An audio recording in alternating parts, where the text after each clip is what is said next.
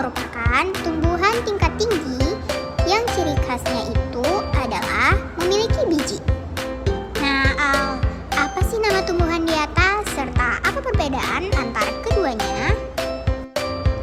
Tumbuhan ini termasuk ke dalam bagian botani Phanerogamae karena memiliki biji tipe terbuka dan tergolong ke dalam tumbuhan tingkat tinggi.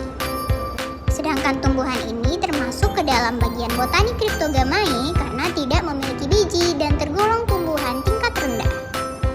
Pada pembahasan botani Phanerogamae, secara umumnya membahas terkait morfologi dan anatomi tumbuhan tingkat tinggi yang telah memiliki akar, batang, biji, dan daun sejati. Berbeda dengan botani Cryptogamae yang belum memiliki akar, batang, dan daun sejati. Semakin mengkerucut untuk mengenal lebih dalam terkait tumbuhan, hasil dari pengenalan morfologi dan anatomi diklasifikasikan dari tingkat kingdom sampai dengan spesies. Selain membahas ciri morfologi dan anatomi, botani Phanerogamae juga membahas terkait dengan reproduksi nih teman-teman. Ada reproduksi seksual generatif dan aseksual vegetatif. Sebagai contoh, mari kita lihat gambar di samping. Pada pembahasan botani Phanerogamae, divisi yang dibahas adalah spermatophyta atau tumbuhan berbiji. Dalam divisi tumbuhan berbiji, pengelompokannya terbagi menjadi dua kelompok, yaitu Gymnospermae atau berbiji terbuka dan Angiospermae berbiji tertutup. Pohon cemara atau Casuarinaceae merupakan tumbuhan Gymnospermae karena memiliki biji terbuka. Sistem reproduksi pada pohon cemara secara vegetatif melalui tunas adventif. Pohon pinus atau pinus merupakan tumbuhan Gymnospermae yang bereproduksi secara genetatif melibatkan strobilus jantan dan betina serta dibantu penyerbukan oleh angin. Tumbuhan jagung atau Giamaeus merupakan bagian dari tumbuhan Angiospermae karena memiliki biji tertutup. Reproduksinya secara genetatif seksual melibatkan proses penyerbukan dan pembuahan melalui serbuk sari dan bakal biji.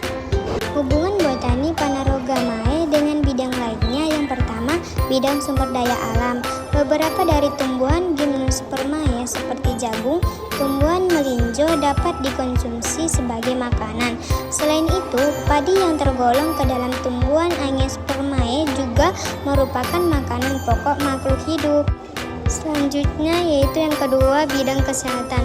Beberapa tumbuhan dalam kelompok Gymnospermae dan Angiospermae dapat dimanfaatkan sebagai obat. Contohnya Ginkgo biloba mengandung antioksidan dan antivirus.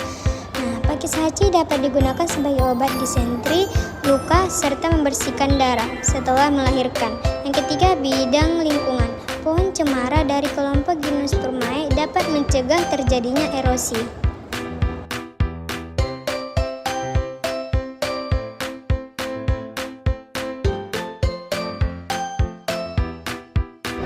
Klasifikasi bermaksud untuk menggolongkan tumbuhan sesuai dengan jenisnya.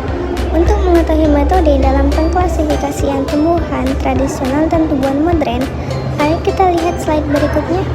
Klasifikasi tumbuhan tradisional.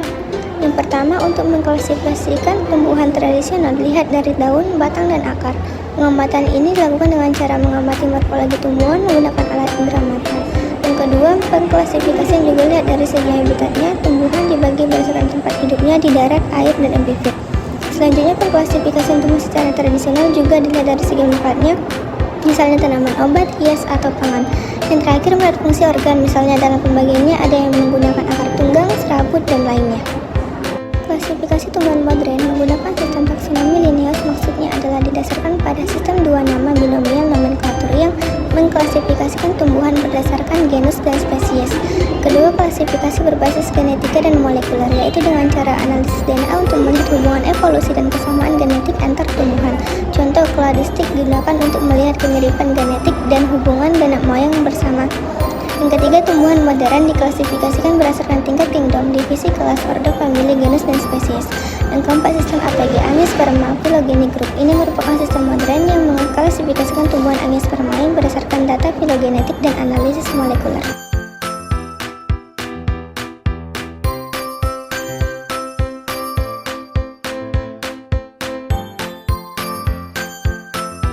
Kita sudah di chapter terakhir nih teman-teman. Pada chapter ini kita akan membahas taksonomi dan sistem penamaannya. Taksonomi adalah ilmu yang mempelajari klasifikasi, identifikasi, dan penamaan suatu objek. Dalam tingkatan klasifikasi tumbuhan, tingkatan tertinggi adalah kingdom atau kerajaan. Setelah kingdom terdapat divisio atau divisio yang merupakan sekelompok ordo.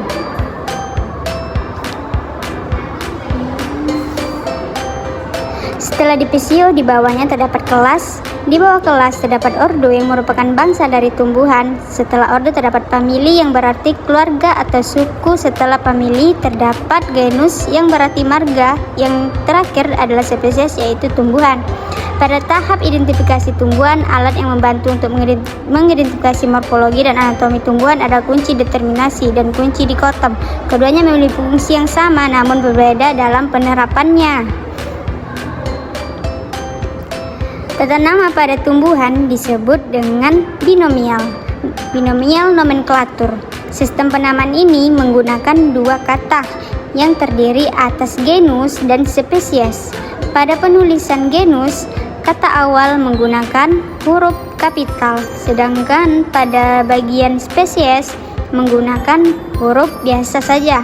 Contohnya zai mais, jagung. Zea berarti genus, sedangkan mais merupakan spesiesnya. Selain memperhatikan nama genus dan spesies, sistem penulisan ilmiah juga didasarkan dengan garis miring, tidak mengikuti tipografi. Misalnya dalam suatu naskah judul menggunakan huruf kapital, maka untuk penulisan tata nama ilmiah tetap seperti tatanannya dan tidak berubah menjadi kapital. Selanjutnya, nama lengkap atau singkatan untuk tumbuhan dari penemu objek yang memberi nama dapat dituliskan setelah nama spesies.